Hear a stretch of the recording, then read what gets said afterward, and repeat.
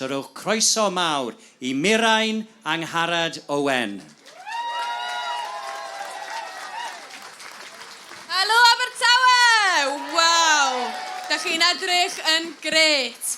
Wel, dwi eisiau dechrau efo cwestiwn. Be dyn ni'n neud ma? Why are we here? Mae gen I ffrind sy'n gofyn I mi dro ar ôl tro, pam ydyn ni'n gorymdeithio? Why do we march? Wel, dwi'n Swansea Jack, born and bred yn Abertawe, a dwi'n credu yn fy nghalon. I believe in my heart that if people knew that even one child in Wales was suffering of poverty, was the English government spend on weapons to kill. Tase pobl yn gwybod bod 31% o blant Cymru yn dioddef o dylodi. That's 190,000 children living in poverty in Wales. And that's after Wales exported £5 trillion worth of coal out of Wales. Dyna 5 triliwn o bunnoedd werth o lo wedi allforio allan o Gymru. Dwi yma achos dwi'n credu tasau pobl yn gwybod hyn, fysen nhw yma heddiw. They'd be here today screaming with us for an independent Wales. Fysen nhw'n gweiddi gyda ni. Fysen nhw'n gweiddi gyda ni am Gymru rydd, am Gymru werdd ac am Gymru Gymraeg. Dwi yma achos dwi'n credu tasau pobl yn gwybod bod hi'n amhosib dal tren o Abertawe I Aberystwyth heb eistedd ar dren am 14 awr. 14 hours, that's 14 hours on a train to get from Swansea to Aberystwyth.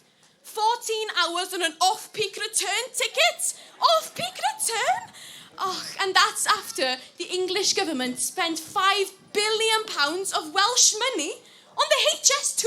Dyna dren sydd ddim yn cyffwrdd Cymru. Mae'r peth yn anhygol. Dwi'n credu yn fy nghalon, tasau pobl yn gwybod hyn, fysen nhw yma heddiw. They'd be here today marching with us for an independent Wales. Fysen nhw yma yn bloeddio am Gymru rydd, am Gymru werdd ac am Gymru Gymraeg. Tasau pobl yn gwybod bod un plentyn yn gadael ysgol heb addysg Gymraeg. That's one child leaving school without their Welsh education, their Welsh culture.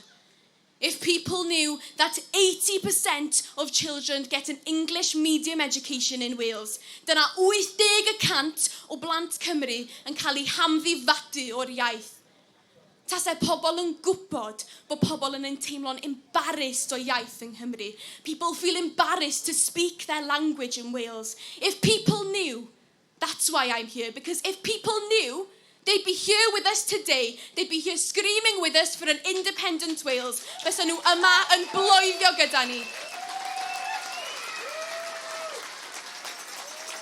They say we're better together. Well, they've had 800 years to prove that, and they haven't. Yeah. So, dwi yma achos dwi'n gwybod y pethau yma. Ydych chi yma achos ydych chi'n gwybod y pethau yma. I'm here because I know, and you're here because you know. So say it with me, gweiddiwch gyda fi, Annibyniaeth! Annibyniaeth!